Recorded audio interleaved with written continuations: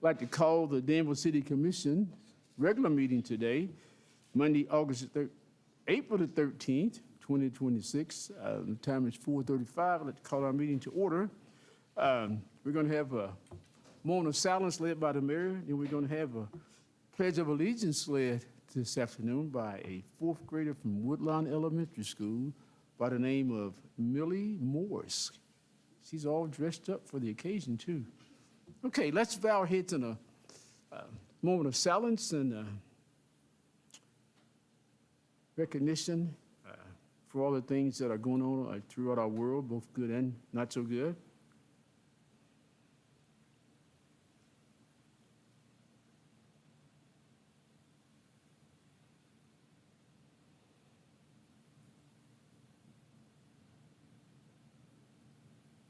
Thank you all. It's a blessing to be in Danville, Kentucky this afternoon to see our local city government at work. We still do business with law and order. We do it very peacefully and very respectfully. So we thank you for your presence in our chamber, and we thank you for those who are watching us on live stream this afternoon. So, Ms. Morris, you want to come up and join us in the Pledge of Allegiance to the flag? I can tell you something, the principal, something good about you tomorrow. When I come over there. All right. Raise the flag right there. Start us off. Pledge allegiance to the flag of the United States of America and to the republic for which it stands, one nation, under God, indivisible, with liberty and justice for all. Good job.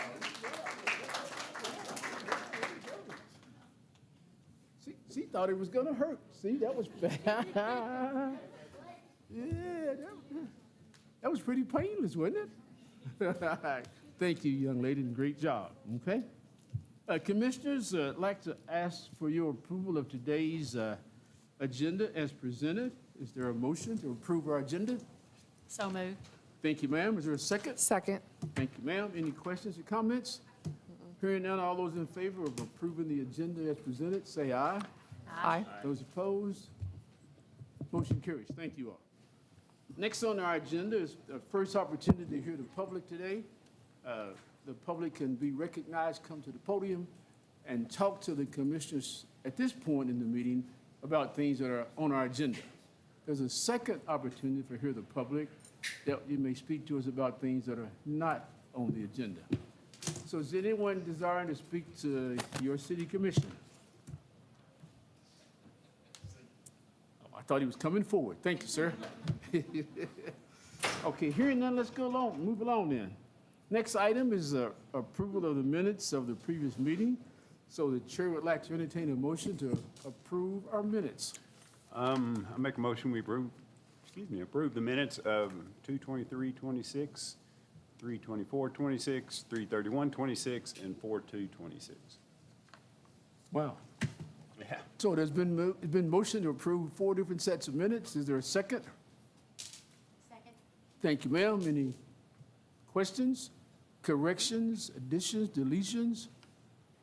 Hearing none, all those in favor of approving all 4 sets of the minutes in one motion, say aye. Aye. Aye. Those opposed, motion carries. Thank you all. Next item on our agenda is going to be conducted by Commissioner Cottle. He's going to take the lead on this one. I will. And then Tonight. Coach, you want to come up? This evening, we're honoring Coach Stonebreaker. Come down that way.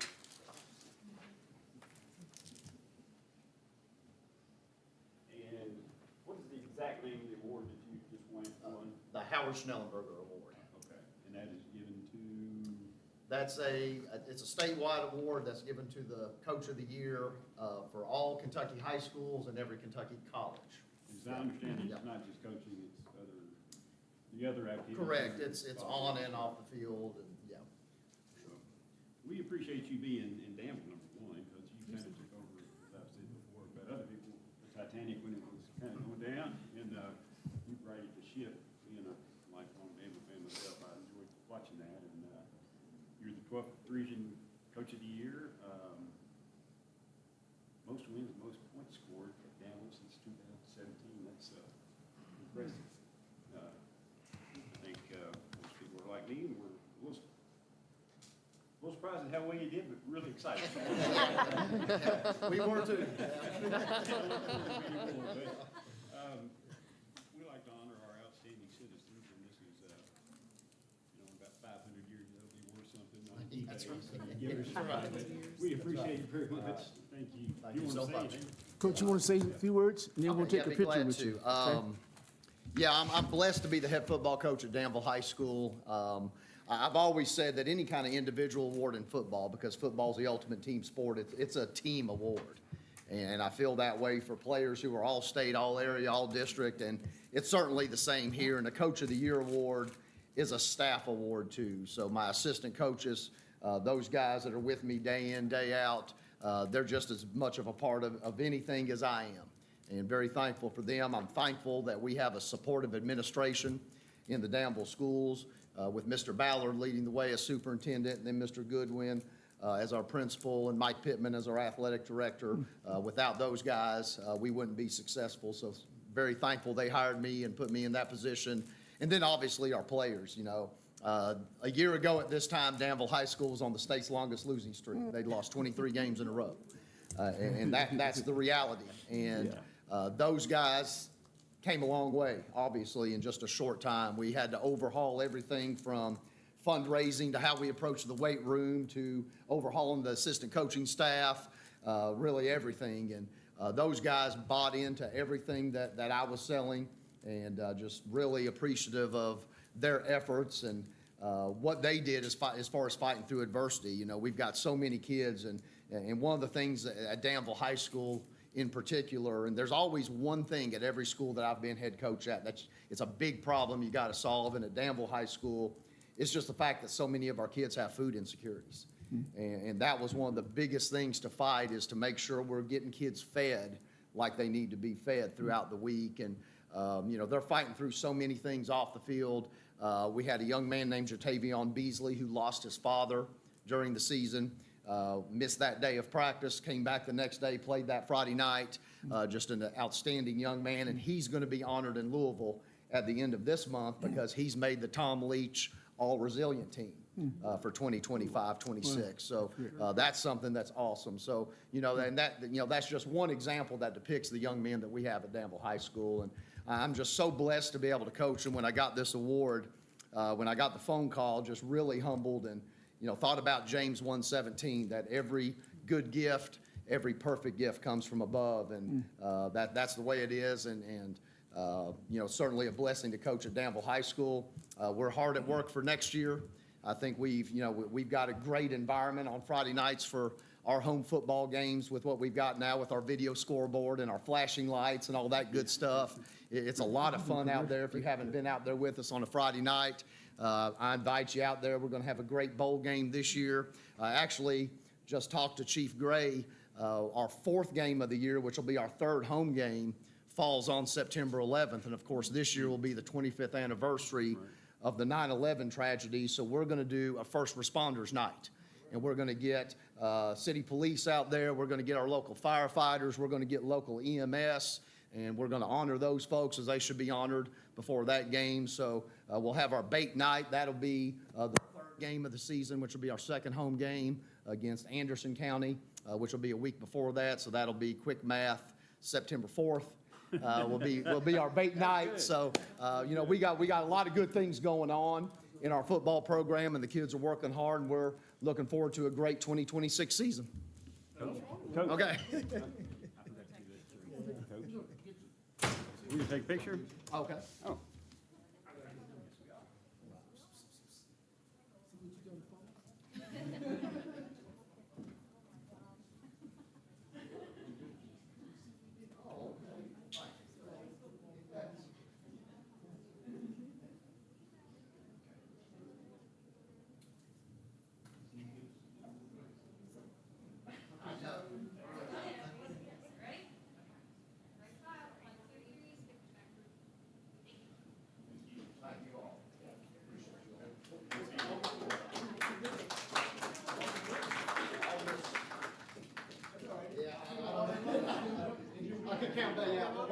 to a different month, I'm out. Yeah. Just stand right there. Okay. All right? Uh-oh. Trying to get her away from mom.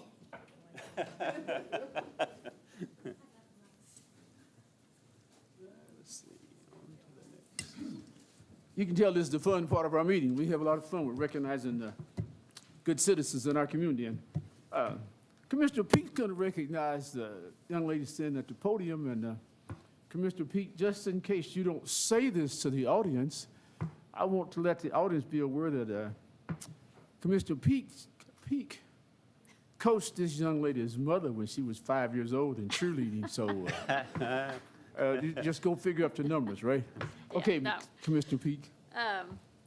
This is Ella Morris, and I'm glad that she's here tonight. We want to recognize her because, what grade are you in? Sixth. Okay. And she was recognized this year as the USTA Kentucky Junior Female of the Year in 2025 in tennis.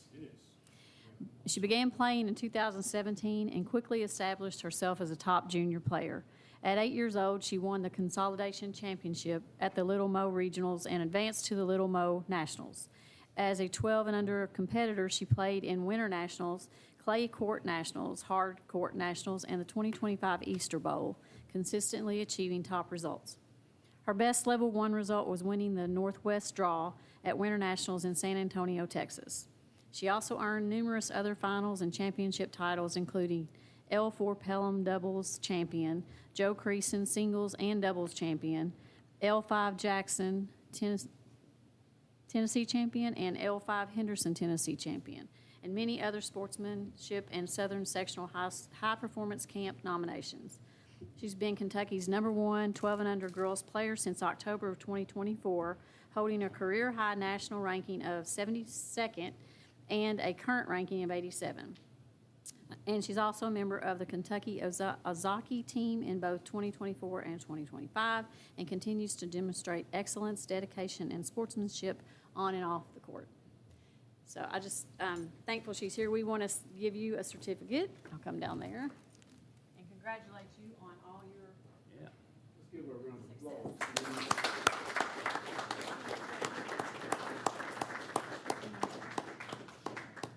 All right, say something. Hello. I would just like to say thank you so much. This is truly an incredible honor. Thank you guys for recognizing me. Well, thank you for your talent. You want to get the picture? I think you're a coach, right? You have to get the coaches to picture too, right? That's right. You're a coach, right?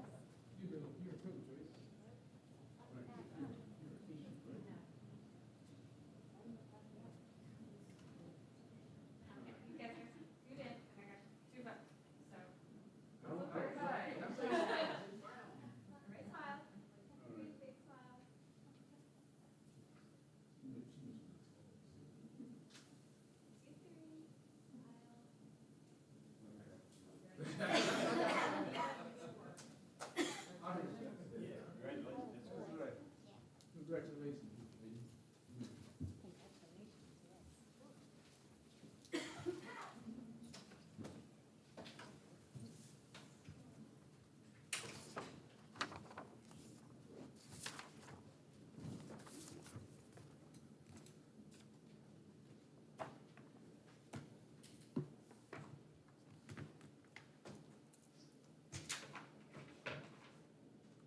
I feel kind of inadequate now, Coach.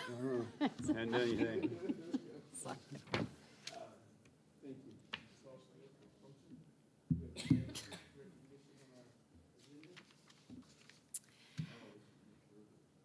Yeah, sorry, I wasn't invited yet. I didn't wait for your invitation. I'm just really, really excited to recognize our city clerk, Ashley Phillips, because she has recently earned her Certified Municipal Clerk Achievement from the International Institute of Municipal Clerks. So I'd like to have Ashley come up so we can recognize her. This achievement took 60 educational points, which is equivalent to 120 hours of continued education in topics related to records management, ethics, public policy, public administration, among other things. And her years of service were also considered in this certificate. And how many years do you have now as city clerk? 7.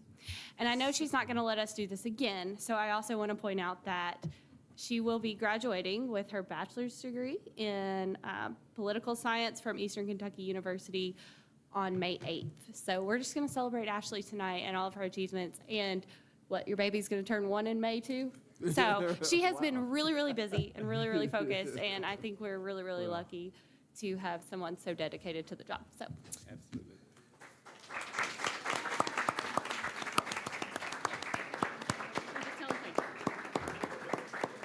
I guess I have to talk, don't I?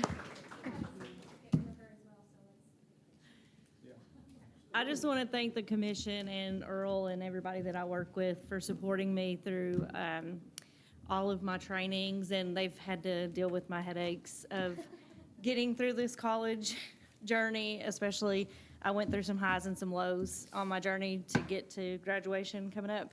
And I want to thank Donna as well.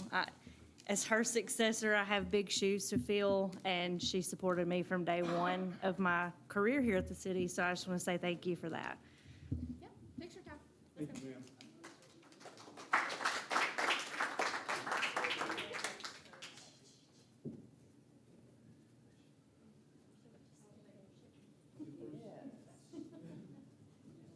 Key to the city, right?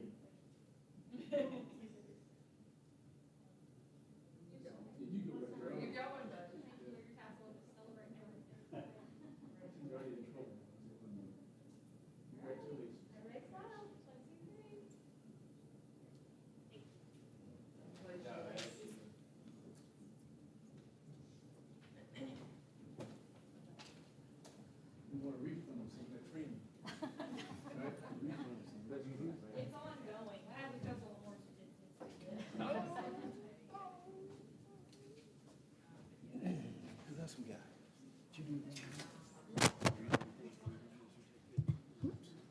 Well, again, congratulations to all of our honorees tonight. It's a good part of our meeting. Next on the agenda is that we have a proclamation in honor of Arbor Day, and I've been given the assignment to read this one, so bear with me. I should have let that fourth grader read it for me, right? You do it, right? She getting ready for all the tests coming up, is what we talked about, right? Okay, Proclamation Arbor Day 2026. Whereas pollution and environmental degradation of all forms has major negative impacts on the economic and social well-being of all persons and all communities.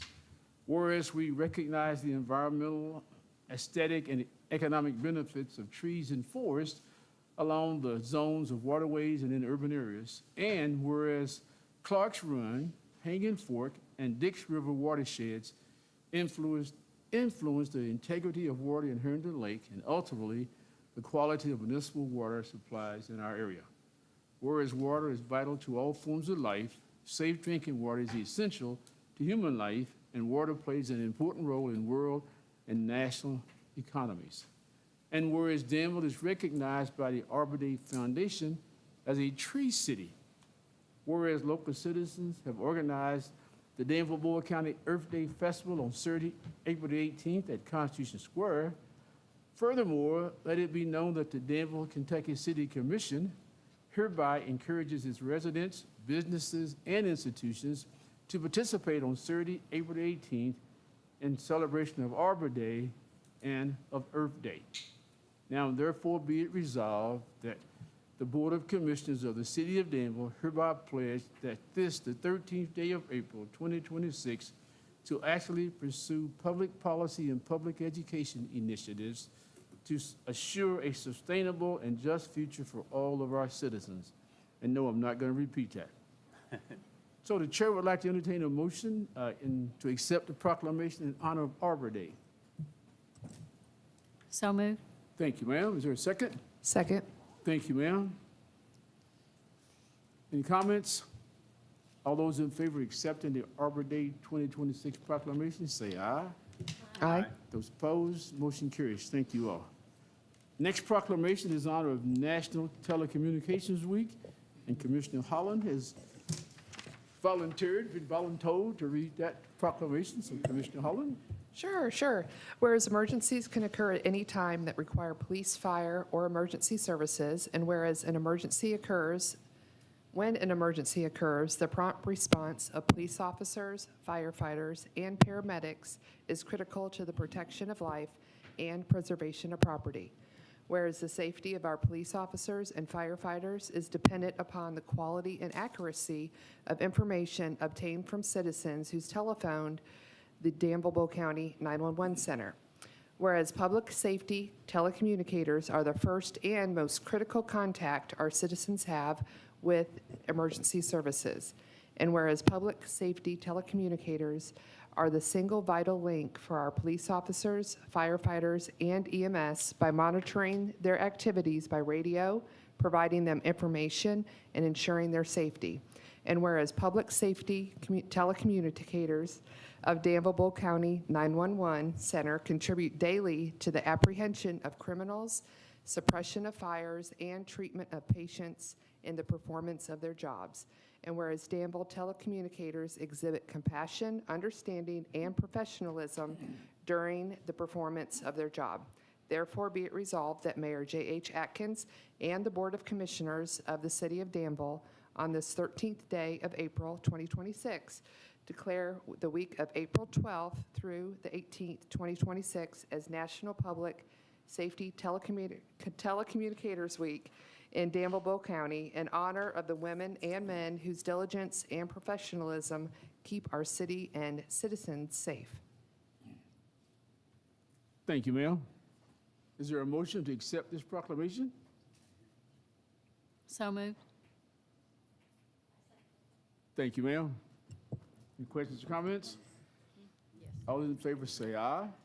Aye. Those opposed, motion carries. We have some telecommunicators here with us, and then we'll ask you all to come forward, and we'll present this proclamation to you ladies, and then we'll get a picture with you all. And Thank you. I have a story I'd like to tell, but I want to tell it off the record, though, okay? About how important you guys Oh, are. definitely.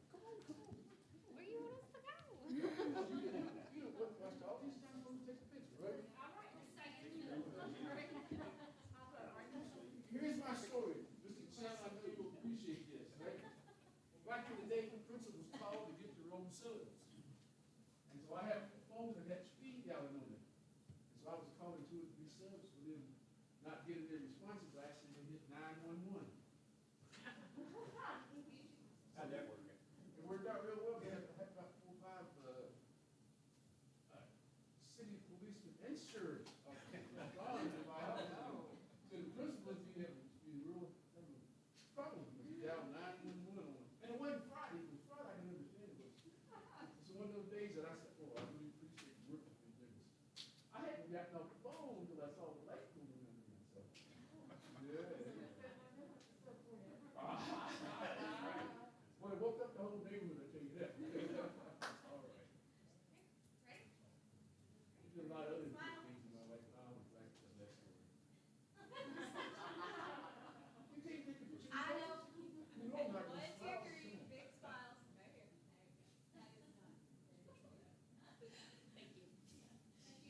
Thank you all very much.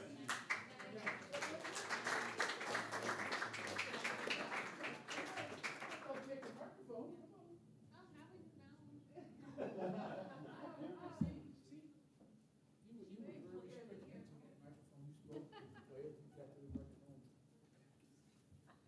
You don't want to come to the microphone? Just tell you what. Just tell. Gotta keep the community. I want to say, again, thank you, and there's a certain number of jobs that I could never do, and you all have one of them. I could not do what you do, and I appreciate that you all do it. If somebody called me, I'd just have to tell them to rub some dirt on it, and, we'll see you later, but y'all keep a lot of balls in the air, and Yeah, usually people on not their best day, so yeah, appreciate what you do. Thank you. yes. Very appreciative, appreciate it. Okay, let's go on then. Well, that might be the end of all the fun stuff, right? Now we're gonna talk about some planning and zoning stuff. Yes, ma'am. Planning and zoning is fun too. What's that? I said planning and zoning is fun too. Well, it depends on what side of the desk you're Exactly. on, right? Okay. Yes, ma'am. Okay, so I am here to discuss the recommendation to approve zoning map amendment at 145 East Martin Luther King Boulevard. The Planning Commission met on December 10th, 2025, to approve this amendment, with 6 members voting yay, 0 voting nay, to recommend approval of the amendment. So I can answer any questions about that if you want. It was on our agenda in October, got tabled at the October meeting, and then came back in the September meeting, which I believe you have both staff reports. Sorry, it was on the October meeting and the December meeting. So I think you have both of those staff reports in front of you, but I can answer any questions about that. Hannah, thanks for coming. I apologize for the confusion last time. Could you explain what exactly the zone change consisted of and what was left, real quick? Yeah, 'Cause that was- Go ahead. Yeah, so at the October meeting, initially, and I think this is in the staff report as well, they were initially going to change the entire parcel, which was an L-shaped parcel, change that zoning from RN2 to CB, which goes with the future land use map and comprehensive plan. But then after public comments and neighborhood concerns around that parcel, at the October meeting, the Planning Commission decided to table it so that the applicant, Jennifer Paycheck, could discuss those concerns with the neighbors. And at the next December meeting, they came back with a conclusion, cooperation. So the applicant only wanted to change the front parcel that was on Martin Luther King Boulevard and not change the zone for that parcel that was essentially backed up to the neighbors. And so they have, their own conclusions that they've come with. So she is only asking to change lot 10 and 18, I believe, which is in that staff report as well. It's on the next to last page of the staff report, or in your packet. The area in red is the property that's actually being zone changed. The original parent track was all the land outlined in the cayenne color. And so I think, thank you, Hannah, for clarifying that. Hannah, the other question I got asked over the weekend is, the entranceway of this property is going to be on M.L. King or going to be on North First Street? It's going to front on East Martin Luther King. So I think that access point will be East Martin Luther King. Okay. And will there be any parking in the back of it? I don't know exactly where parking is going to be because I think the applicant and the neighbors that are fronted on East Walnut Street have come to the agreement to sell off those back parcels. So I don't think that back parcel will be parking ever because I think they're considering selling it. The rest of the L? Yes, yeah, that back parcel that I was originally, that she applied for a zone change, but she's not asking for that anymore. You think she's going to sell it to the neighbors so it'll always be their backyard? I do, yeah, or something of that nature. Okay, Mhm. okay. That'd be good. All right, that would be good, yep. Looks good. Any other questions or comments? Well, if not, the chair would entertain a motion to accept the planning and zoning recommendation to approve this zone change. I'll make that motion. Thank you, sir. Is there a second? Second. Thank you, ma'am.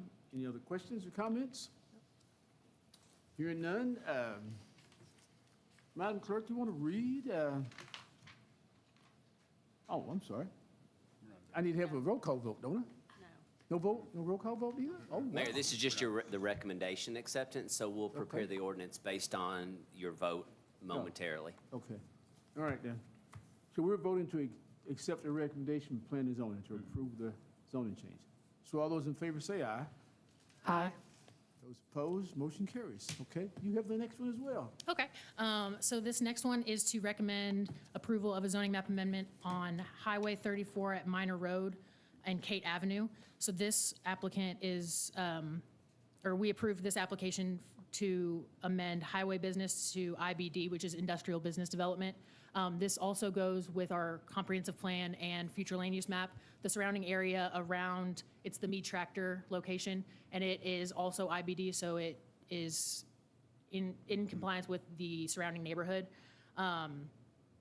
So yes, the commission met on January 28th, and 8 members approved unanimously to recommend approval for the zone map amendment.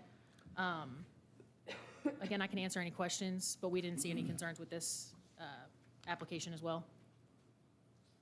How many lots has it been subdivided into? No, it's not being subdivided, it's just zone change from highway business to industrial business Okay. due to the storage of the tractors, really, is where it started. It was just whether storage could be done on highway business, and the type of storage they're doing can only be done in an industrial business or district.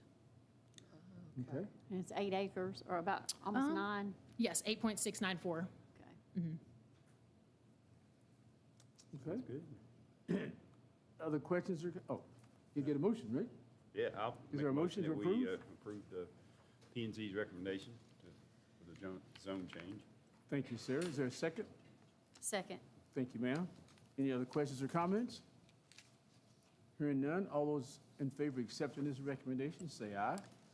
Aye. Those opposed? Motion carries. Thank you. Thank you, ma'am. See, it was fun, kind of. Yeah. Okay. It won't be that easy all the time. Oh. Duhan, I want to thank you as well for attending tonight, too. I know there was some communication issues in regards to our last meeting, but it's abundantly helpful when the commission receives a short synopsis of your record and the current analysis that why the planning commission arrived where they did. It also helps with a concise preparation of ordinance formation on my part as well. So we appreciate your attendance and ongoing kind of compliance with that. I think there have been times where we've not always had staff present, and it just adds a degree of confusion for us that is really simplified when there aren't any issues in particular, but there's simply questions that need to be asked. So I do appreciate your attendance tonight. Any other comments? Hearing none, let's move right along. The next agenda item is the city manager's report. Thank you, Mayor Commissioners. Reminder, we have a budget meeting tomorrow at 1, and the 15th is tax day. We're a reminder that's a Wednesday, and then the next budget meeting will be the 21st. Going through some of the report, we got coffee with commissioners. There's several dates that are over the next week. That is also Wednesday at 8:30 a.m. I think that includes the mayor. It will be at J. Crew, if my note is correct. You're right, and it's Yep. tax day, so they'll all be home finishing their taxes up if nobody show up. Then the civic engagement series for the utilities is tomorrow night at 6 p.m. at the Danville Water Plant. Encourage that the sister cities will be here on the 17th. They will be at City Hall from Carrickfergus. Visitors from Carrickfergus will be at City Hall at 11 a.m. We want to welcome them, and then, of course, they'll be pretty busy through the weekend, including the Rotary Dinner that's been discussed. The renaming of the Leon Smith Way will be the 18th at 11 a.m. at First Baptist Church. Earth Day is the 18th. Farmers Market kicks off the 25th, so store that on your radar. And of course, we're getting ready for the summer festivities with the 4th and the 250th, so please be aware to monitor the schedule for both of those events, Facebook and the city's website. Marshall, I would like for him to talk about an EPA visit to the water plant for just a moment, if he will. Yeah. So we've, over the years, the city of Danville has built a good relationship with Division of Water and EPA, and they were inquiring about building out some training material for their personnel regarding some corrosion control and an optimization training. So long story short is they're looking at ways to monitor and treat water from the raw water source all the way to the tap at the home or the business, and ways to do that most efficiently, looking at things like alkalinity, pH, corrosion inhibitors, disinfectants, manganese, and various things that naturally occurs in some of your raw water content. And so they reached out to us, and they actually came to the city of Danville for a week from March 23rd through the 27th. And they have, it's implementation of their area-wide optimization goals, which aim to improve how public drinking water is treated and monitored. So treatment is one thing, but monitored out in the system is a whole other ballgame.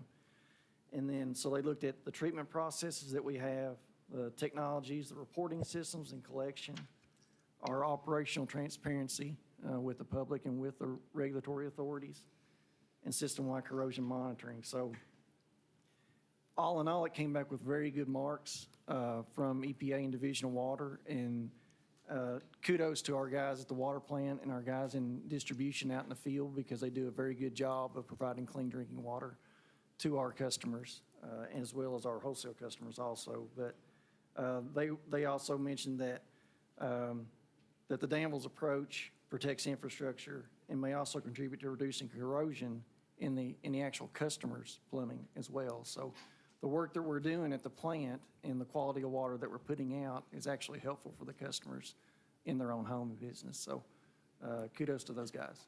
Yeah,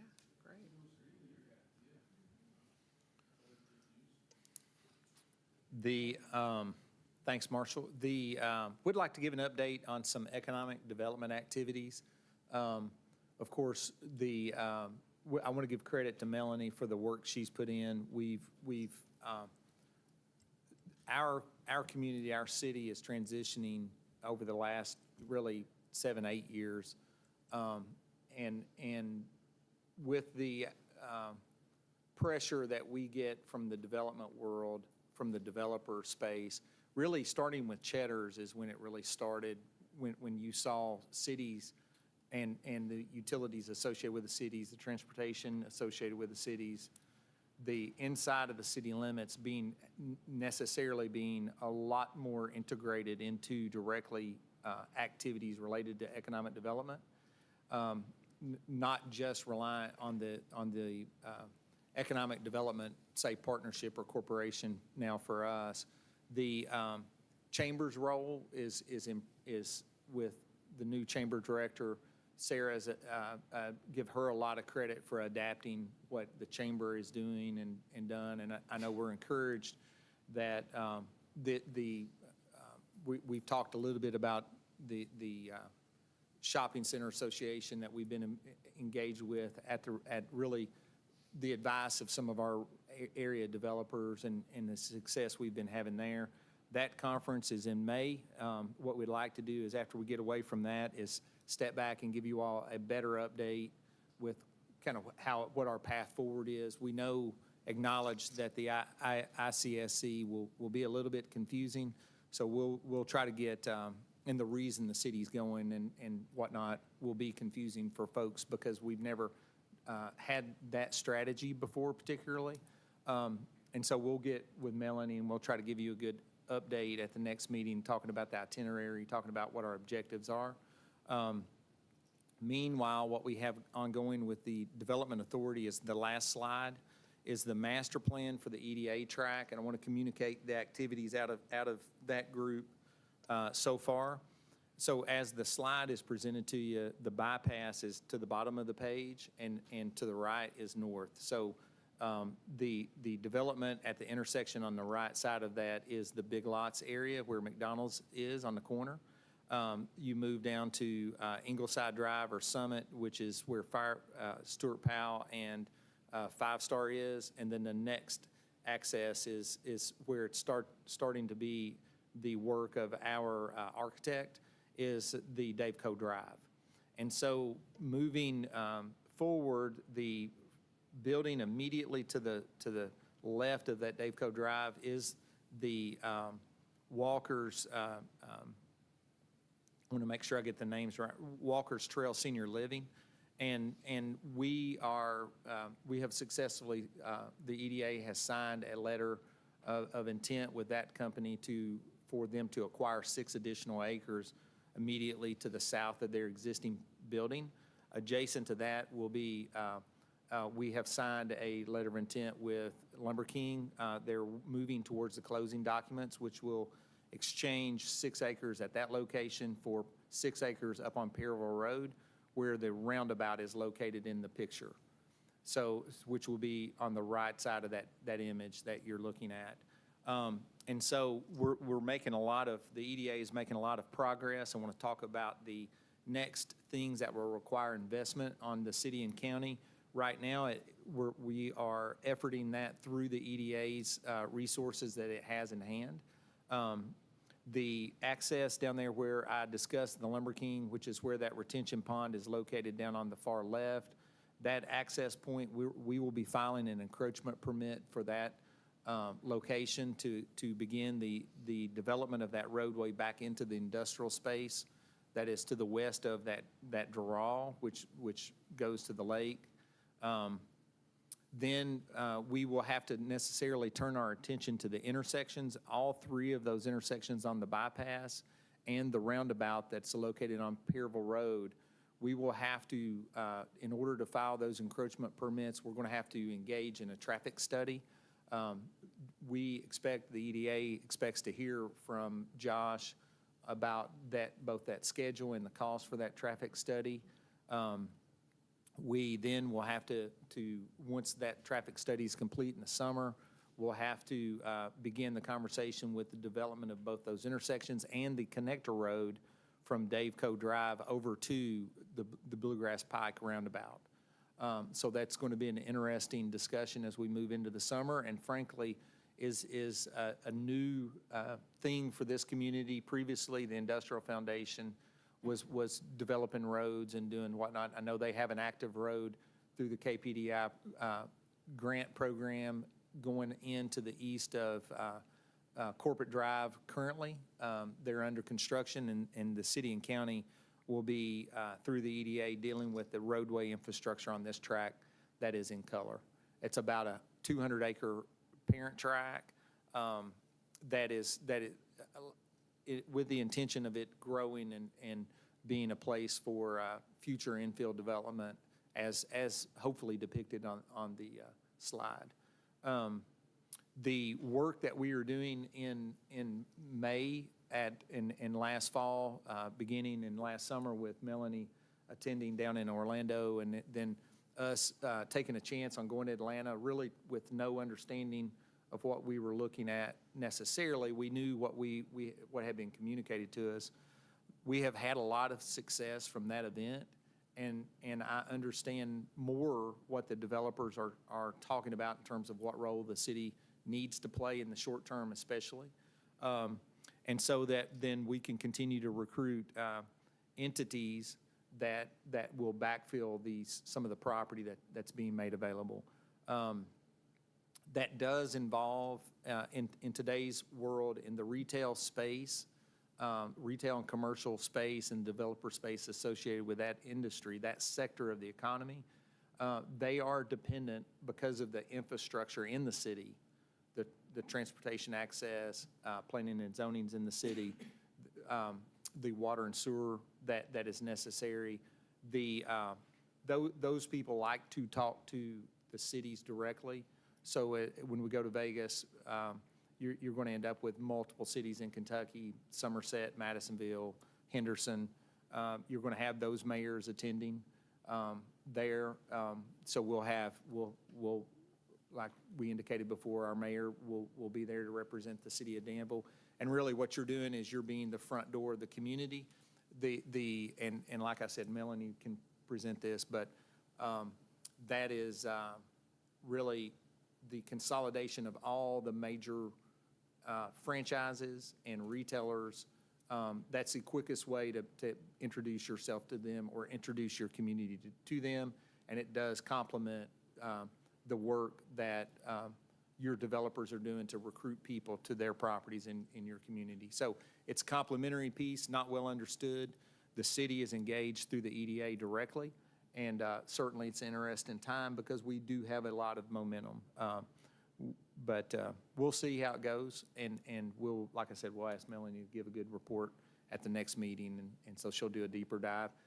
I say all that to say, if you have any questions, feel free to ask, and we'll be prepared to publicly address those at the next meeting. It is very easy for folks not to understand the world of economic development. It is a dynamic thing, and it is something that we continue to learn of, and also just how to better exploit the opportunities that present themselves for the benefit of the community. And so we'll happily address your questions at the next meeting and suggest that you think about that, and certainly we're willing to listen and address your questions. That's all I have for right now. Do y'all have any questions for me? Any questions for the city manager? No, just thank you thank you, Melanie, for going and reaching out and being out there to get our name out there. Hopefully bring businesses back to Danville.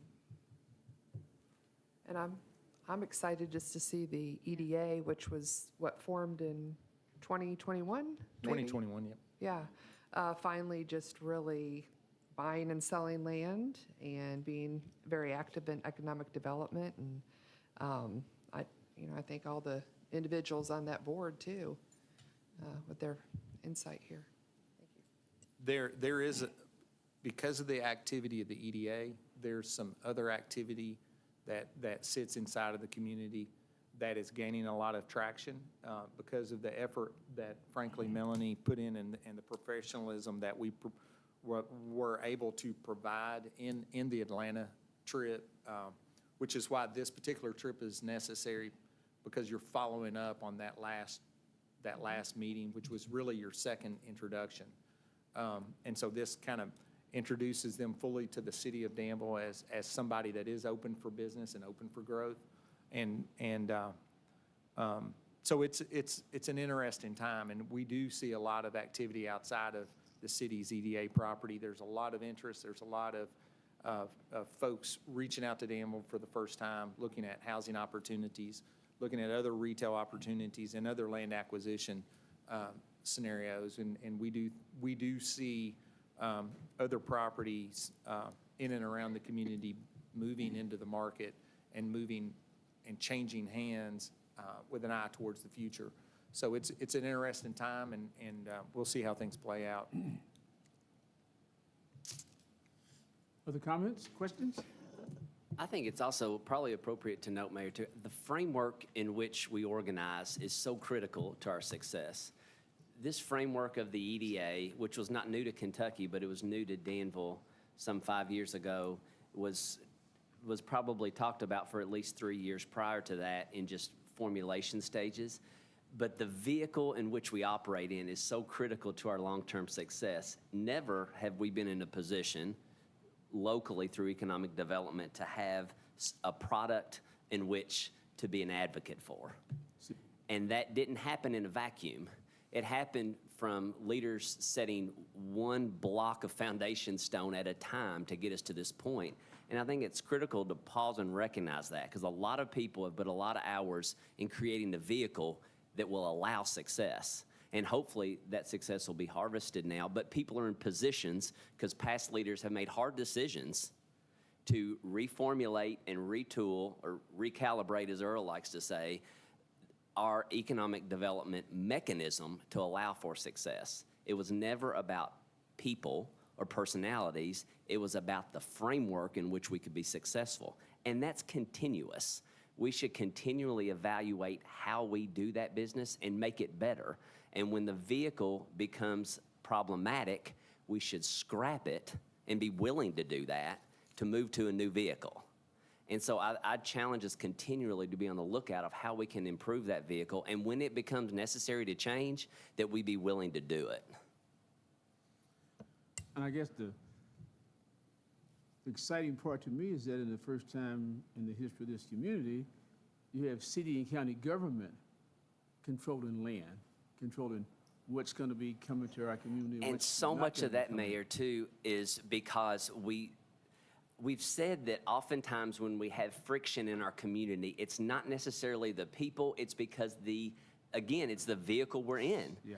Sometimes the mechanism itself causes unnecessary friction. Yeah. But when we got into a better format like this EDA, and then people get used to it, comfortable with it, and now it's moving. And that's so positive, because it's not the people, but it's often the framework that's just outdated, frankly. Yeah. And it's time to, I mean, for example, the Center Estates development, and we started there was a report when I came to the city from 98, 99, where the discussion of sewer down Balls Branch was going to be impactful for the bypass, and the developer had put in Hampton Inn and was stagnant in that growth because there was the sewer access wasn't finished yet. And so since 2007, really, we have put forth, and the community, the county has partnered with the city in a grant application multiple times. Lincoln County partnered with the city on a grant, on an ARC grant years ago to extend sewer down Balls Branch, extend sewer in Junction City, open Junction City up for housing, which has been hugely beneficial to the community, to our local workforce. Now you have the sewer extended up into Center Estates from Balls Branch, which was hard for those people that lived out there to take. And we freely acknowledge that, and we appreciate those folks working with Marshall, granting easements, giving through the construction process, limiting their reactions, allowing Marshall time to get through the utility project, get through construction, so that development on that south side of the bypass can continue. You've seen since the sewer was beginning to be extended there, you've seen the extension of two hotels, multiple restaurants. You have a retail building that is infilling with the Just Love Coffee location. You're going to have another building infilling. So some of those retailers are who we're reaching out to when we go to Vegas. We'll be meeting with Chipotle's and the Qdobas and the Penn Stations, and those entities are there. And sometimes it's helpful for them to know that they are not in your community. They know that they're not in regions, but sometimes their franchises don't understand good locations where they're absent, right? And so you're trying to create a message where you're communicating all those things. And so it's a complicated platform. We freely acknowledge, and we fully expect to be criticized because folks won't understand it. But it is a necessary thing. It's 100% necessary for the city to be involved and engaged directly, as we just proved evidence with the sewer extension and the other issues. Now then, I got one more thing for you. I have a letter from the county. We put that on your desk. Ms. Wagner over at the county reached out this morning and requested that we get a letter of support for the AOC for the Boyle County, Danville, and area Justice Center to be renovated. We want to support that project. We want to support that project being downtown, and we want to reaffirm the request that the city and county are aligned with this interest. You all do have property that abuts the property owned by the Boyle County Fiscal Court. You have previously indicated to the AOC that you would be open to that property supporting the courthouse being downtown, and this letter only reaffirms that you're committed to keeping the courthouse downtown. It's part of the downtown master plan, and that you're supporting the county's effort to get renovation dollars and reinvestment from the state into that location. And so we would ask that you all authorize the mayor to sign that letter. And can I make one addition to it? You've got downtown Danville, Boyle County at the first paragraph. Second paragraph, you've got the community's downtown master plan. And I think you ought to finish real strong down the bottom there and say, please know that we strongly support the establishment of a new judicial center in downtown Boyle County. Put downtown in there again, because the more times you say downtown, somebody's going to not, they'll see it. They won't miss it. Yeah. We'll clean that up in the morning. That's all right. I just want to make sure the downtown is very important to us, right? So we need a motion to that effect? Is that what you're? Just to asking? ratify it, yes, please. I'll make a motion to authorize the mayor to sign the letter that's Second. been presented. Moved and second. Any other questions or comments? All right. Anyone else? Come back here. Oh. She's sneaking out. Okay, all those in favor of the mayor, approving the mayor's signature on the letter of support for the downtown judicial center, say aye. Aye. Those opposed, motion carries. Thank you all for getting that in front of us. Okay, next item is we have our, I'm sorry, you finished? Yes, sir. No, it was just going right along. Hit the city manager, do like, the water just stopped going over the dam. No, just kidding, look. Next item is hear the public, a second opportunity for the public to address the commission on things that are not necessarily on the agenda. but things that probably still need to be within our realm of jurisdiction, right? Things that are still legal, right? Hearing none, let's move along then. Next item, commissioner updates and comments. Just any commissioner updates? We've had enough already from the city manager, right? Anyone else?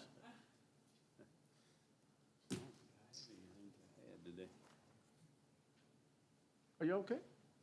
No, you got, come on, what you got? What you got? What you got? All right. I thought he did, yeah, okay. All right, let's go on then, all right. Well, I got away with that one, let's go. Payment of bills. Is there a motion to pay the bills as presented? Go ahead. Yes, ma'am. Thank you, ma'am. Is there a second? I'll second, and just say in the amount of $1,964,622.87. Thank you, ma'am. Are there any questions, comments, additions, or deletions? Hearing none. All Yep. those in favor of paying our bills, say aye. Aye. Those opposed, motion carries. I was going to point out, it was so high, well, because we have paid all of our partners, planning and zoning, airport, it was like the quarterly check was in I there. thought you was gonna point out that they finally paid the city commission No. for the year, okay? That's a great catch, all right. Okay, Ms. Compton, you have the next two items, Resolution 2026-04-1301, oh, Sister Cities. If you remember from our meeting, our last budget meeting, and Commissioner Holland, I don't know if you've got a chance to watch it online yet. Sister Cities, in addition to their funding for next year, asked for an additional $1,000 to support an event that the mayor and elected officials from Carrickfergus will be attending. They will be attending a Rotary dinner hosted at the airport on April 18th, in addition to a few other things. So they are requesting an additional $1,000 to be contributed to Sister Cities for the current budget year, and we are asking that that is approved for them. Is there a motion to award an additional $1,000 to Sister Cities for the sole purpose of helping to take care of our Carrickfergus visitors? I move for approval of Resolution 2026-04-1301. Thank you, sir. Is there a second? Second. Thank you, ma'am. Questions, comments? They're here right now, right? Is it today? No, this end of the week, Thursdays, when the 16th is when they Okay, arrive. a few more days, okay, Yeah. 16th through the 20th. okay. Any other comments or questions? Hearing none, all in favor of this one-time expenditure for the Sister Cities, say aye. Aye. Those opposed, motion carries. Next item, Ms. Compton, you have the next items? The 250th Committee has approached the city for its funding request. The city allocated $50,000 for the 250th celebration. $40,000 was directed to be allocated by the 250th Committee. $10,000 was allocated internally, mostly by Melanie. They have presented us with one of the invoices for parking.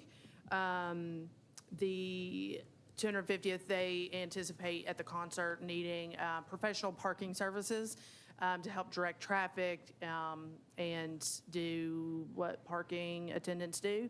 And so attached, you have a contract for the event parking experts company for $3,965 for parking for the event.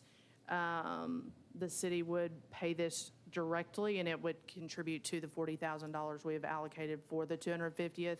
And just as a recap, I included in the description the other things that we have, myself and Earl and Tommy and former Judge Wilder have agreed to fund for the city for its $40,000 for the current year, which included sound, lighting, staging for $32,000 and security services for $4,000.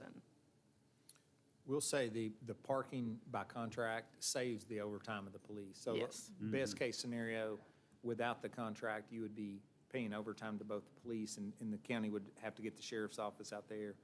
And so we still anticipate a heavy police load and on our officers. However, some of that human touch parking management, we're not going to have, we don't want people there necessarily. We would, much cheaper to contract with them than deal with it with staff. And you want your police and sheriff's offices available to support emergency services rather than parking in those cases.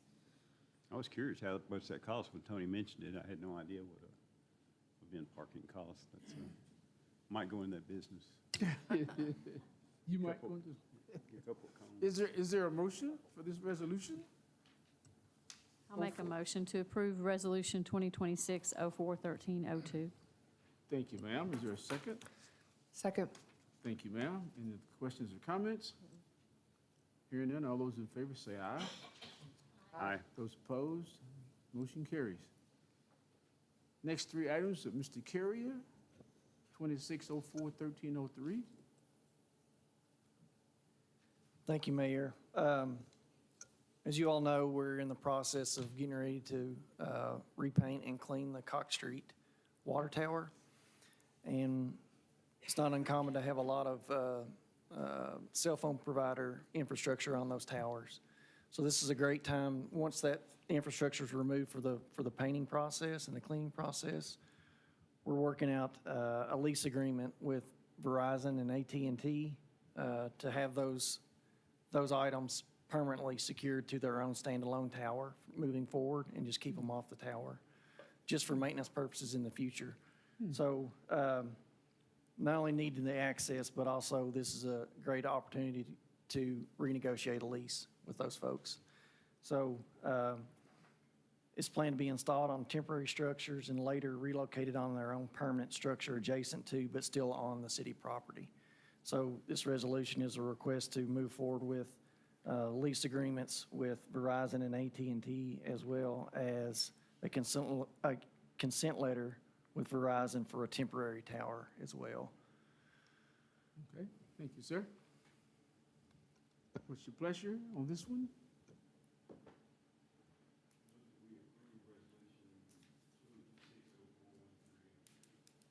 Thank you, sir. Is there a second?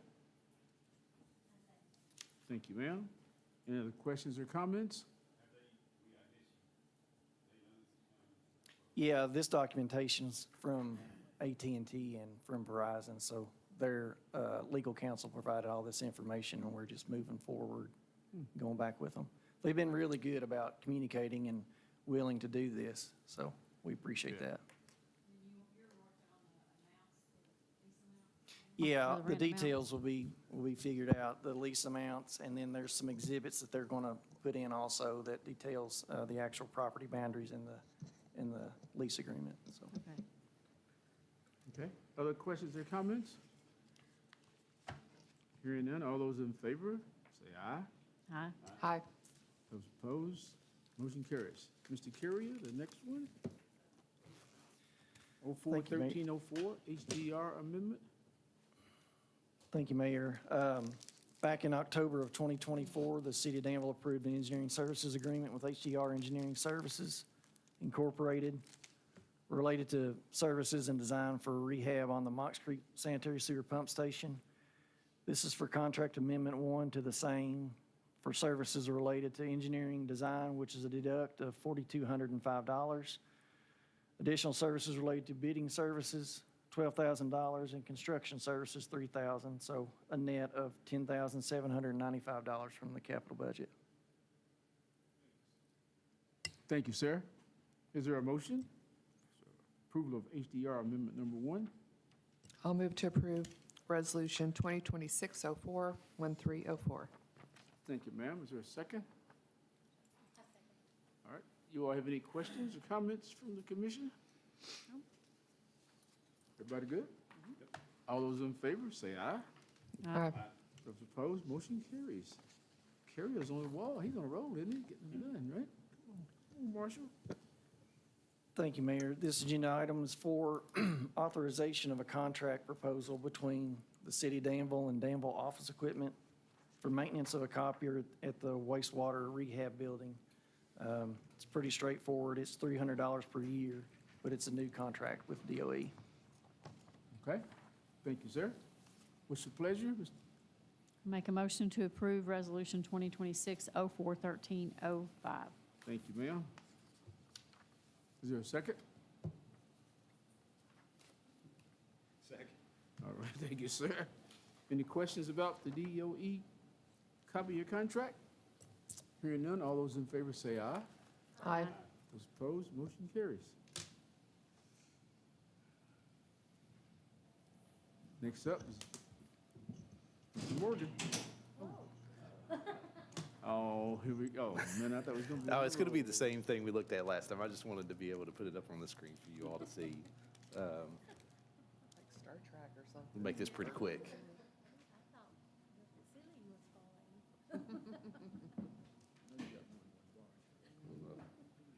Not today. All right. So yeah, there's the information we looked at last time. I did get, the one new piece of information I got from Republic, I asked them about going to once a week recycling instead of every 2-week recycling, and they said that they would have to buy a whole new truck to do that. So when I asked them, it was like $10 a month kind of thing extra added on. They were looking at least $9. So that put the price up pretty high. I didn't know, I didn't get an exact number from them because once they said they would be in that range, once they started adding all the new equipment in, I told them that was probably going to be beyond where we wanted to go to. So that kind of gets us back here where we were 3 weeks ago, looking at these different proposals here. I just kind of want to open up for any questions. First of all, do anybody think about anything since our last talk they wanted to kind of go through? I guess I would ask about recycling. Where are we at? Everybody know, it's not being recycled. Where are we at in that process? The last discussion I had with the county is they were kind of holding off on fully implementing everything as far as buying all the stickers and putting stickers on everything and going through all those processes until the city made a decision about this. If we move forward as we are now, then they were going to fully implement it. If we went to voluntary recycling, they were going to hold off and see how that affected the quality of the recycling they receive. From what I could tell, even the kind of public education we've done and the enforcement that we've tried to do, and I think Republic's tried to do a better job of not picking up contaminated recycling when they see it, which is really hard for them to see because it's in a container with the lid closed. I don't think we've made very great strides in improving the quality of the recycling. It's from the last discussions I've had with the county and with Republic about it. So, yeah, I think we're kind of at a crossroads on how we move forward, and that's why we kind of presented last time as we could go to voluntary at these numbers here, and that will more than likely solve the issue. Once we have people just paying, the only people that are paying for it and have access to it are those that are volunteering to pay for it. That should clean up the recycling. If we stay with mandatory as we are now, we will really need to push that enforcement really hard.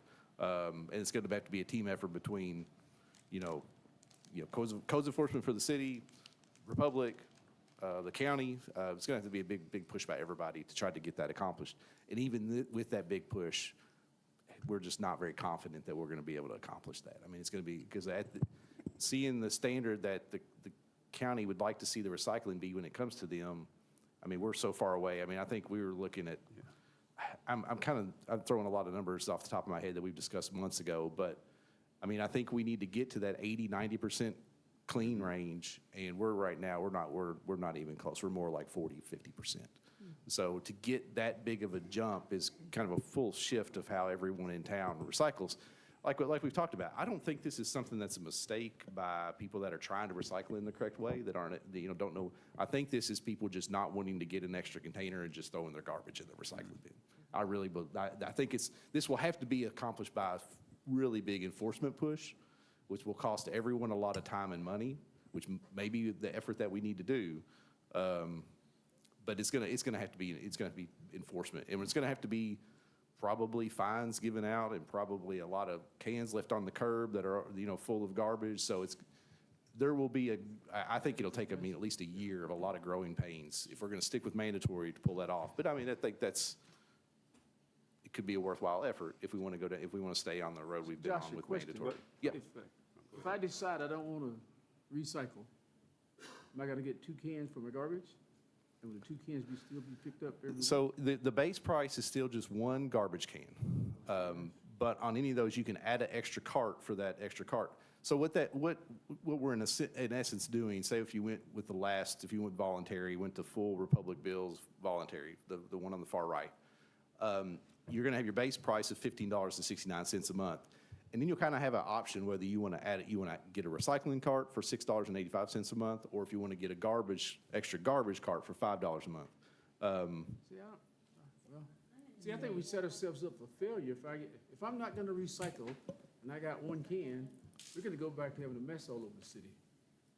To me, if I'm not gonna recycle, I ought to get 2 cans at my house just for garbage, and I don't have to worry about making a mess. But the beauty of what happened with this program is that it has cleaned up our town tremendously. Yeah. And if we go back to everybody having just 1 can for that 1 price, we'd probably have a. Josh, they collect each can with 2 different trucks, correct? Yes. Yeah.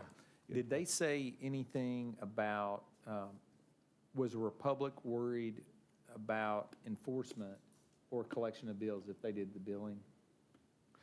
Yeah, they know that it's a little bit more difficult for them to collect on non-payment. They have to go through, collections to do that. They can't, with us, we can just turn the water off. It's a little more, so I think they factored that into this pricing that they gave us when they switched. That's why you see the jump from us billing to them billing. That's them building in the percentage of loss a risk that they're taking on. Yeah, I think so. Some other places have, some other places have 2 cans as the base bid, as the base price. But we hear from a lot of our citizens that they don't even want, like 1 can's too much for them. They don't even fill up 1 can in a week. Or they don't have room to store the cans. We hear that a lot. That's why we've always tried to keep the base price at 1 garbage can. But in the past, it's been 1 garbage can and 1 recycling has been the base price. Yeah. Now, you'll still be able to get 1 garbage and 1 recycling, and you're volunteering for that recycling, or you can elect to get an extra garbage can. No, it shouldn't be extra though, my thinking. Yeah, I don't know. Well, I think if we include 2, that's going to raise that base bid. They're going to raise their base bid price up. Republic is. I don't know what that number would be, but they would come back and say, okay, it's not $15.69 a month. It's going to be something like $17 or $18 a month for the base price. If we give everybody in town 2 cans, I think they're going to raise their base bid. So we've tried to keep that base bid as low as we can. That's why we kept it at 1 can. But if I've got 2 cans, I'm not talking personally, but if a person has 2 cans and they're not recycling, $20 a month for garbage collection, that's a pretty good deal. Yes, have 2 cans. If they have 2 cans, it'll be $20.69 a month. No, I'm saying 2 cans, $20, no recycling. Yep. Yeah, that's right. 2 cans, no recycling, will be $20.69 a month. You keep adding 69 cents, but okay. But I'm looking at the $15.69 plus the $5 is. And Josh, we tried a whole year, right, with the education and enforcement. Has it been a whole year? Yeah, we really started pushing hard probably back in, it was probably like October. We really started talking about this last summer. And then September, October, November, we pushed real hard. We tried to get something done. We tried to get a good idea of whether we're going to be able to accomplish this before we went into this new contract cycle in the spring. It's been 6 months of a hard push, a year that we've been thinking about it, and talking about it, and educating, but 6 months of a hard push to try to change our recycling. Well, I'm sad it hasn't worked, but it looks like we've done no recycling for a year, so might as well go with the one on the right. That's how I feel, which is voluntary. Yeah, that's kind of. That will get us recycling And again. it's been kind of a bummer to us too, because I was here when we set this up, was 2008. We started this. And I remember when we did this, it was kind of a big deal, and and it was really good when it first started. Yeah. I don't think this is a failing on our part.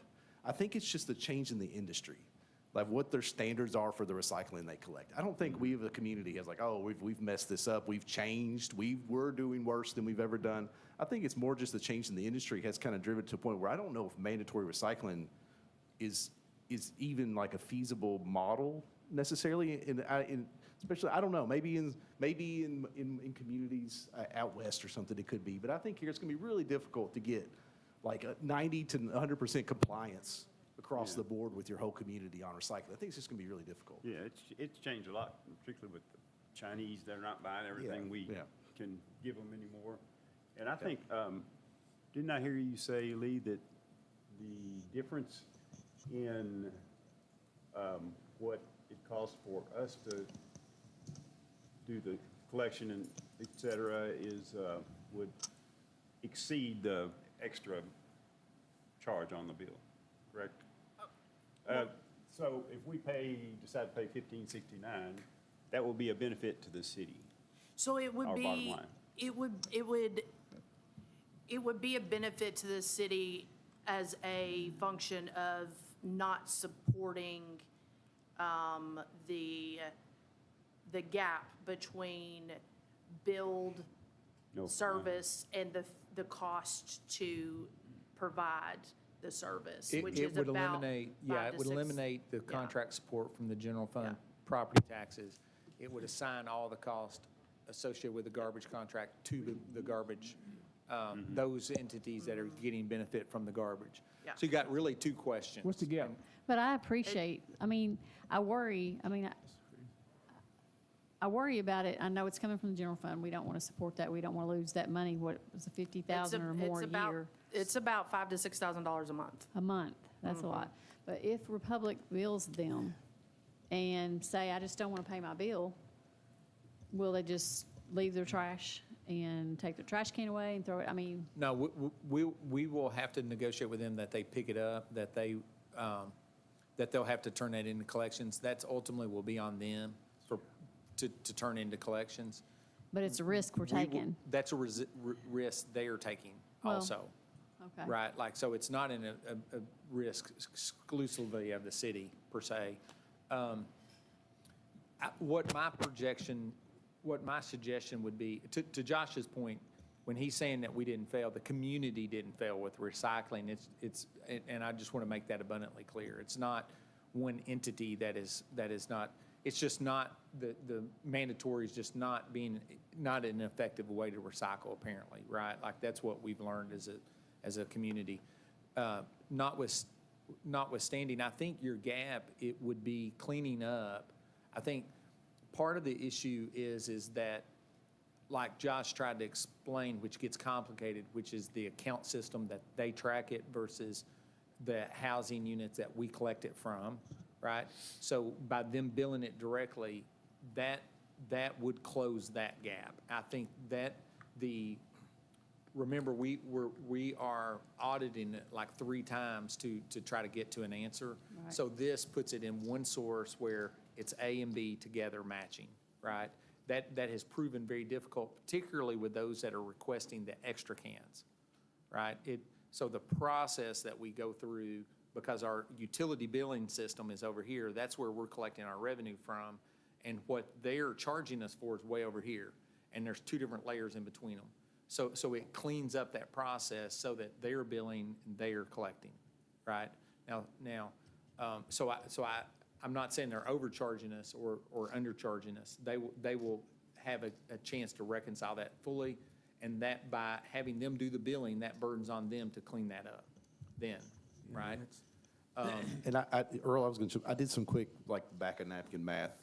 So we're losing, well, not losing, we are having to offset this account with about $100,000 a year 100 to 120. with general fund money.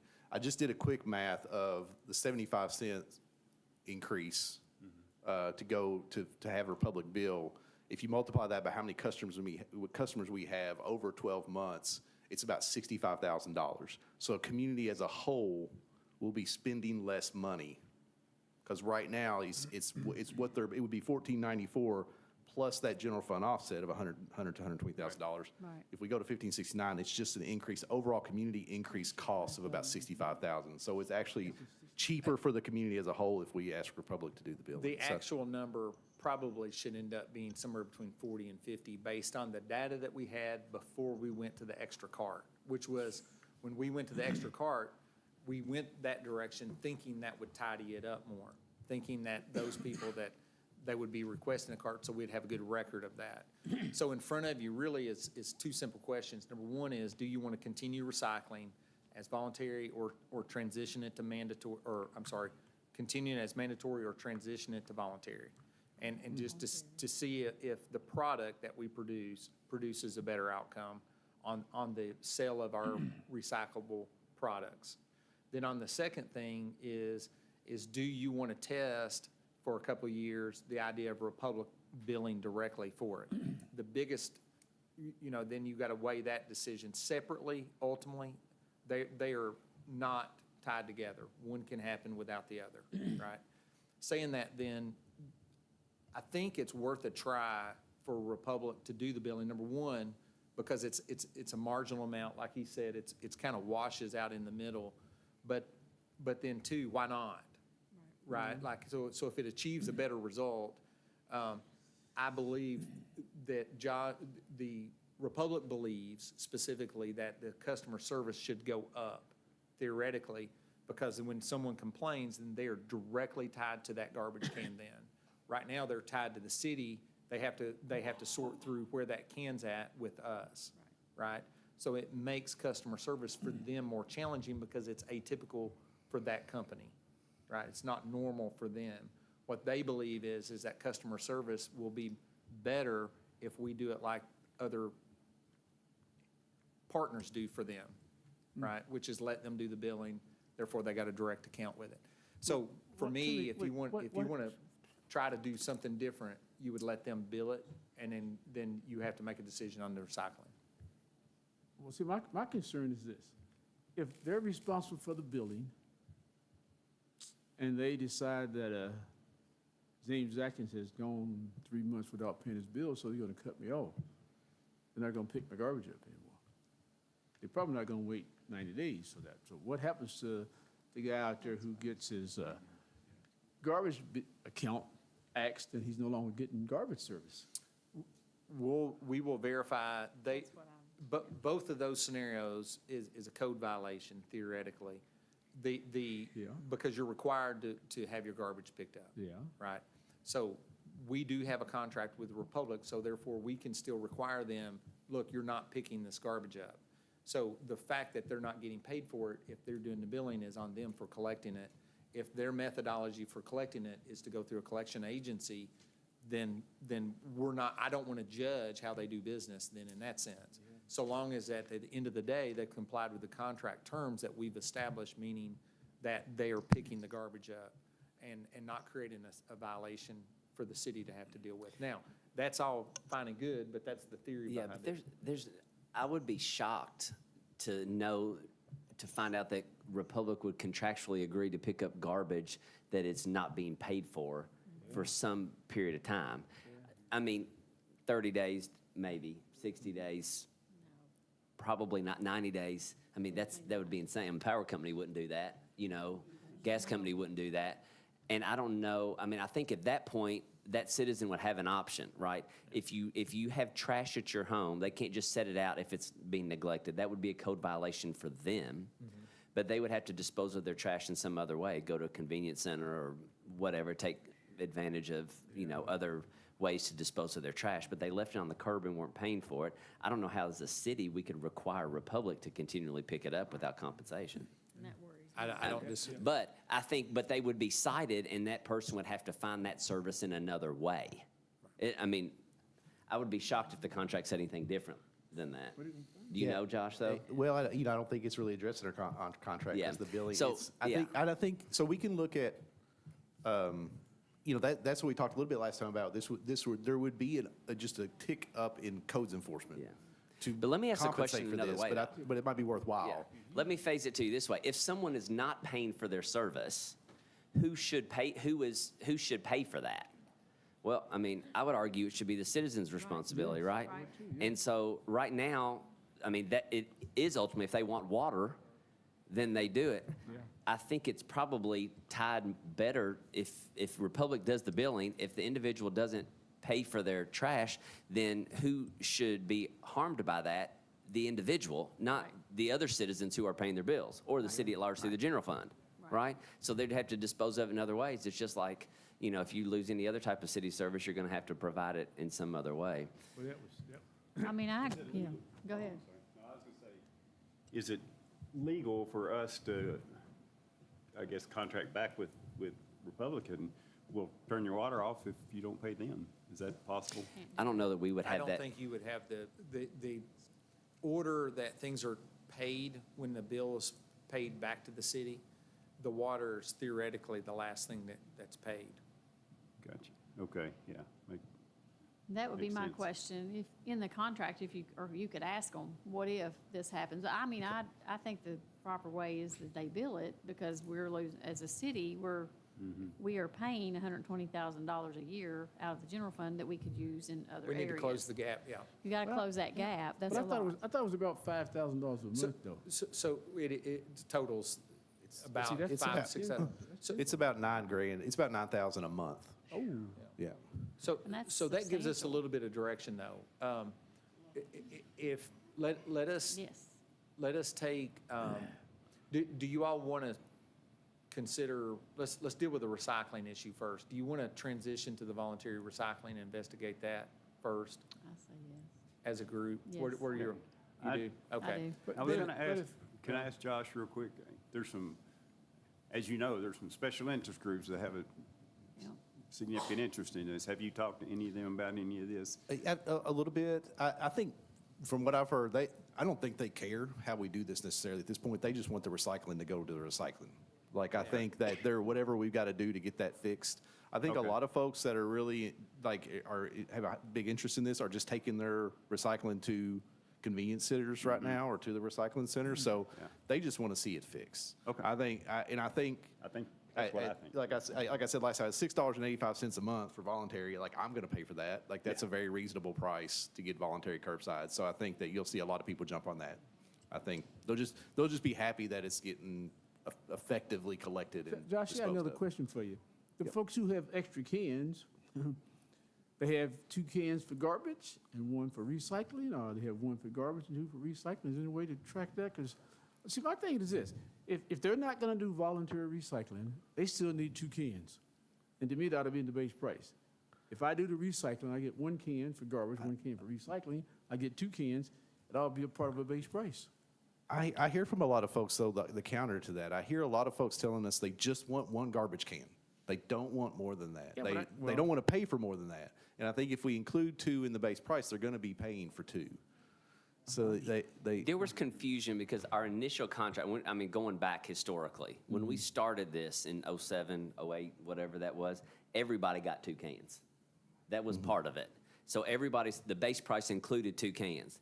It switched to 1 can when we did the most recent, one of the most recent iterations, post 2018 probably. Prior to 2021, when we did this, the Republic had never put a price on extra carts. We'd always bid it. We'd always had that line in the proposals that they could put money in there for extra carts, and they'd always just said, "Don't worry about it." So people could have as many carts as they wanted. We had folks with 8, 9 carts at their house, and they were paying the base bid price. So you see some of I think, to your point, Mayor, I think there are some people who probably don't have that full understanding of it. And when we switched to when there was 1 cart for 1 price, there was still the issue of there's a lot of extra cans floating around. Yeah. And so then, even if we did this now, if people say, well, I only want 1, but they still have to, how do you, they're going to have to do some collection. There's going to have to be some cleanup work that's involved in that, for sure. I'm just trying to, if it goes to bill through Republic, would there be a mandatory clause that says you must, every citizen of Danville has to Let's figure that out. have garbage picked up? No, so that gives us a little bit of direction. We would prefer I don't know that you all necessarily care which way that goes. This is what I'm hearing. You all tell me if I'm wrong. You all can go towards them billing it if you've got assurances that it's going to be picked up. So let us do that, but I don't think, to Stephen's point, that may not be possible. Yeah. So what the next step for staff should be at this point, for Josh, if you want to give him a little bit of direction, what we'll do is we'll start to develop a proposal from them that is in writing that they would be willing to begin the process of agreeing to, and we'll bring that back for discussion when we see what that draft of that looks like. We will have council work on that with Republic. And so we will, that draft will include converting to voluntary recycling and then having 1 can as a base bid with or the base fee. And they'll have the right to get 2 cans for the additional fee. And then we will have the dialogue about who bills with Republic and see what the language looks like in the contract both ways, and we'll bring that back to you. I think that's probably the best thing to do at this point, philosophically. And I think maybe I'm hearing this a little bit differently than you, so I think this is probably a good time just to make, I think the commission is merely asking the question. I don't know if they've said they had a preference on, but they just want to know if someone doesn't pay their bill, what happens? I don't Correct, think they're yeah. saying they want the city to pay for it to be picked up yet. At least I haven't heard that. No. I'm not. I just don't want Danville to have trash everywhere. Yeah, see, And I understand code enforcement. We don't want to go backwards because our town is Right. clean. Let's see what the language looks like and to see where that leads us. The garbage and we'll- cans and the dogs and the cats always had a fight. Yeah. And I don't want to go back to that. That was scary. It's a toxin. Well, I'm gonna, I also might reach out to Harrisburg. I know Harrisburg just like a couple of months ago switched to Republic doing the billing. So I think this is a good opportunity for us to reach out to them and see how it's affected their kind of billing process. Can we just ask to see their contract? I mean, Yeah, that'd be that's one, part of it that'd too. be a Yeah, great we can start. do that as well. And Yeah, I I'd think like to they see have that. 2 cans in their base bid, but their base price is over $20 a month. And they've got two garbage cans built into theirs. So we'll get a price on the 2 cans to see the impact. If it's a small impact, yeah, I mean, I don't think anybody's gonna really balk at that, but we'll see.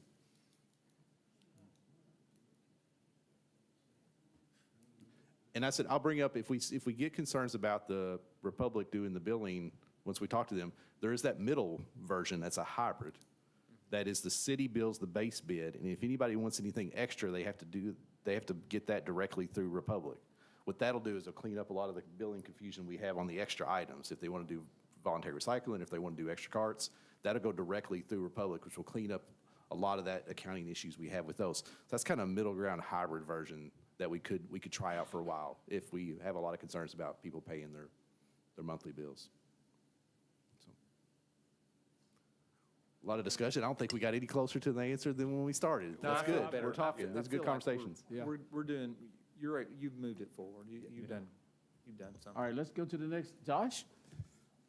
I'm going to hand this next one to Earl, the Parks and Recreation Agreement Amendment. He's been working on that with the county. This is a follow-up, Mayor, to what I had in the city manager report last couple of meetings. We met with the county and had a small group work through the existing operations agreement, Parks Joint Participation Agreement that was done years ago.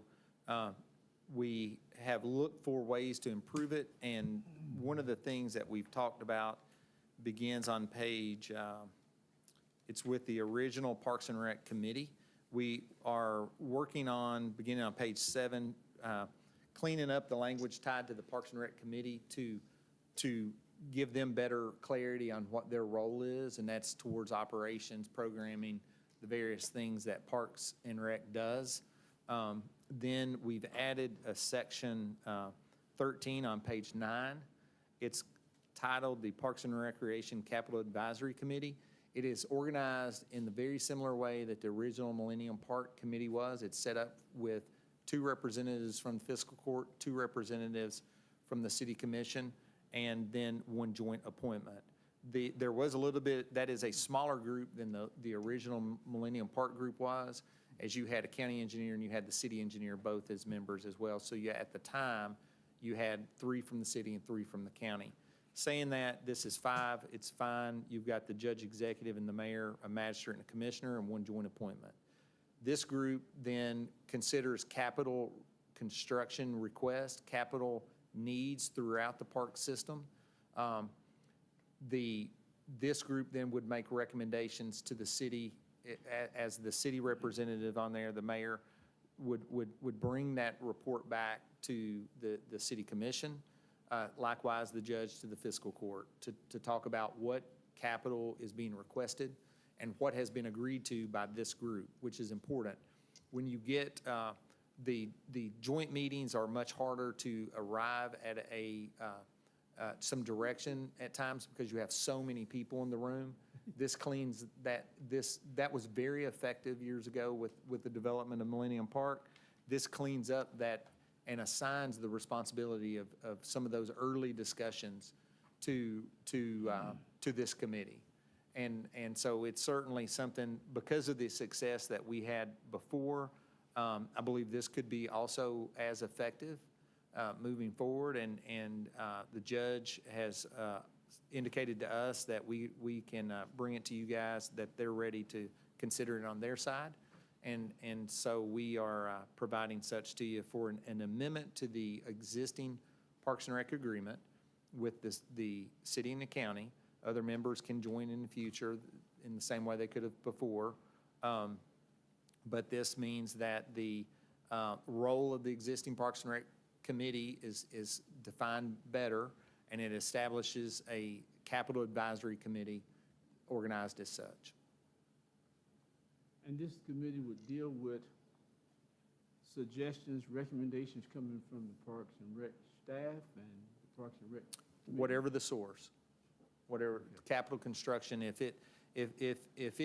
we have a citizen that wants a specific venture that comes to the city, then you would defer them to the capital advisory committee if it involves capital infrastructure. Likewise for the fiscal court, if you have a group that wants something in specifically, they would defer to and report it to the capital committee. The capital committee would develop the idea, would nurture the idea into a proposal, and then the mayor would bring that back to the city commission. The proposal theoretically would have been agreed to by this group, right?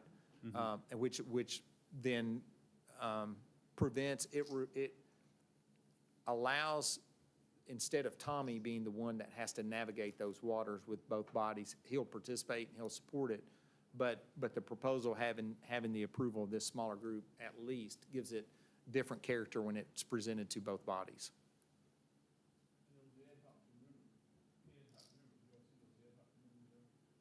On page 10. So are these capital advisory members of the larger board as well, or are they different hombres altogether?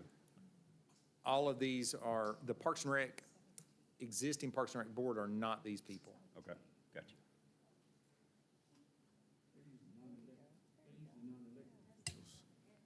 We're trying to differentiate two things: capital expenditures from programming. Your committee was designed to be focused on program implementation without capital infrastructure, which should be geared more towards elected officials. And so we've tried to strip that away from the Parks and Rec committee to let them do programming and be program-centric, whereas to allow this to be capital improvement-centric. And should alleviate the need from joint city-county meetings to approve capital infrastructure, where the committee can make recommendations and those respective committee members go to their boards, the court and the city, and you all approve them individually upon recommendation by this capital committee. It will hopefully facilitate a more efficient process for development of our park system. Okay. I have a question. So the amount of the $325 with the county for operations and maintenance for Millennium Bunny and the pool, was it the same amount in 2019? And does that need to change? So this agreement, this is an amendment to that original agreement, so that number is different now. But because Okay. it's an amendment, the original dates, the original document is preserved. right? So the number this year is much different, is different. Okay, The- good. I thought that had to The be number different. this year for the current fiscal year FY '26 is 390,000. And then for next fiscal year, it's $400,955. So this agreement will Thank you. theoretically end unless extended on 2030, June 30th, 2030. So is there a motion to accept, or a motion to deny, or a motion to table, or a motion to say it's time to go home? Go home, Rick. I like it. I like the setup. right. I'm going to move to approve Resolution 2026-04-1306. Thank you, ma'am. Is there a second? I'll Second. second. Thank you, ma'am and sir. Donna did it. You know what they usually did say the about the same third person, right? All right. So properly moved in second. Any other questions or comments? Hearing none, all those in favor? Say aye. I All right, thank you all. Josh, you got one more. Yes. This ought to be a real easy one. Oh, real really? quick one. Yes, very easy.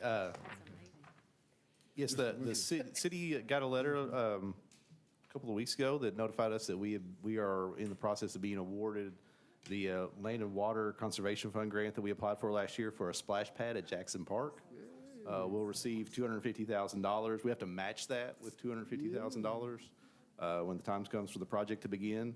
I was thinking this project actually came out of the partnership we did last spring with Center College's class, and they did that public survey for Jackson Park, and they pushed that through. The number one thing on the list was a splash pad. So that was the reason we applied for used that for this grant, and we used that public survey as a reason to get the grant when we did our application. So I think that really helped us out a lot. So that's kind of cool that little partnership resulted in actual Yeah, that's great. grant. Give them the first splash when we get it done. Yep.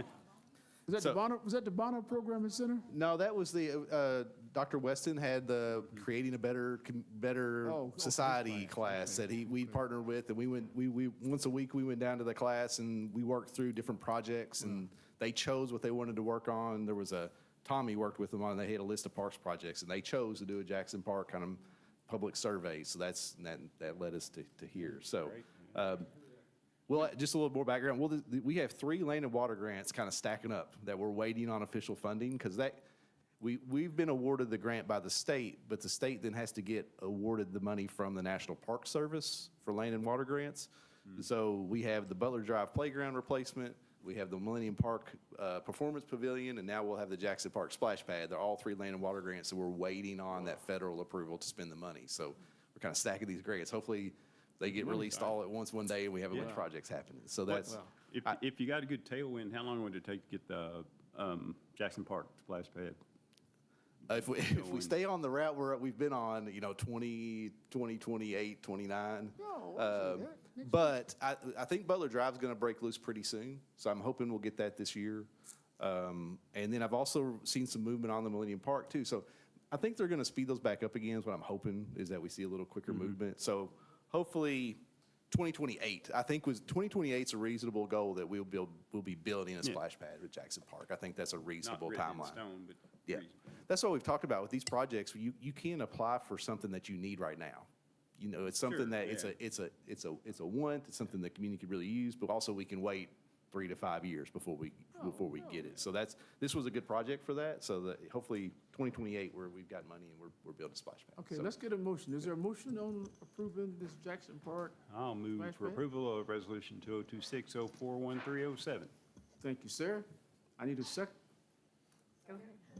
Oh, okay, thank you, ma'am. Any questions or comments? Thank you, Josh. Hearing none, Thank you all. All those in favor say aye. Aye. Those opposed, motion carries. Chief McGurty? Thank you, Mayor. So we are seeking the opportunity to apply for a grant. Firehouse Subs Public Safety Foundation has a quarterly grant program. It's a very competitive process, and a lot of times within the first 4 hours of that grant being open, which this quarter is planning to open July 9th. Usually within 4 hours, they've got it shut down. So we were wanting the opportunity to prepare all our paperwork and get prior authorization to go ahead and submit for this grant.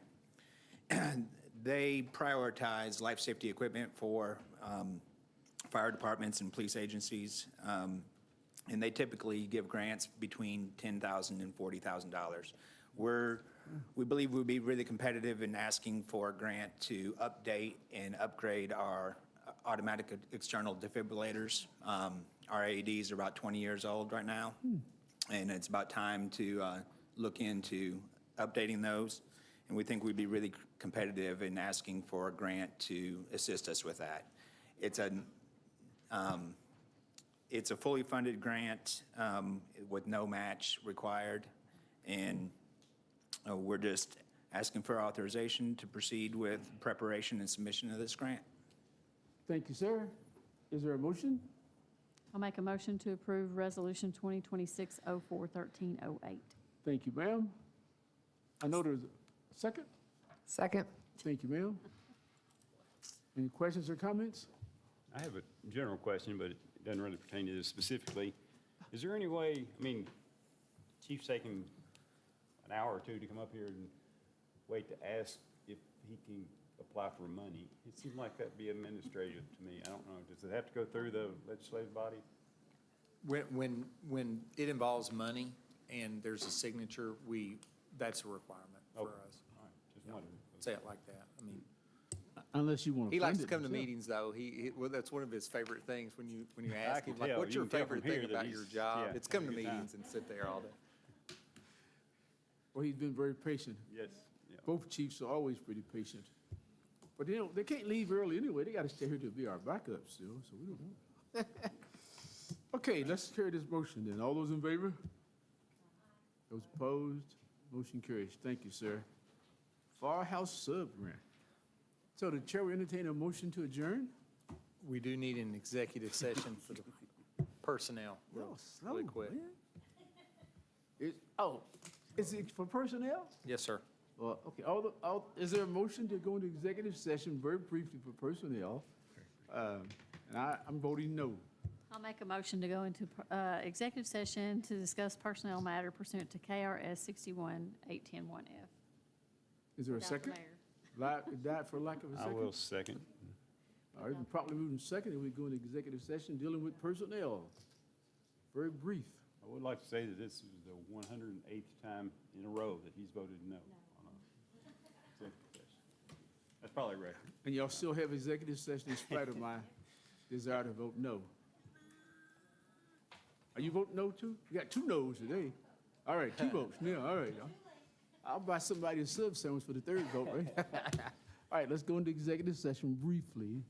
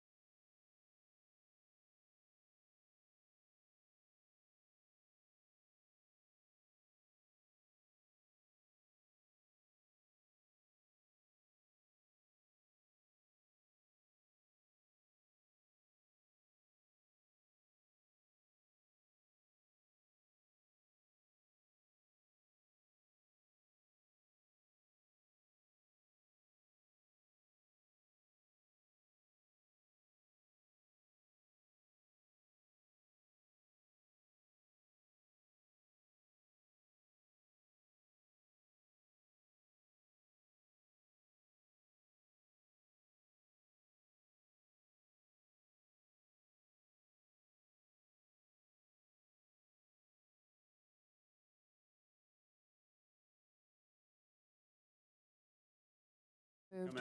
Yes. What Who you said said, I it? second it. Thank you. Holland said it and Cottle seconded. All right, we're at it. All those in favor say aye. Aye. We're back in regular session now. Mr. City Manager. Thank you, Mayor. Staff is recommending the hiring of Erica Engel to the position of Utility Executive Assistant.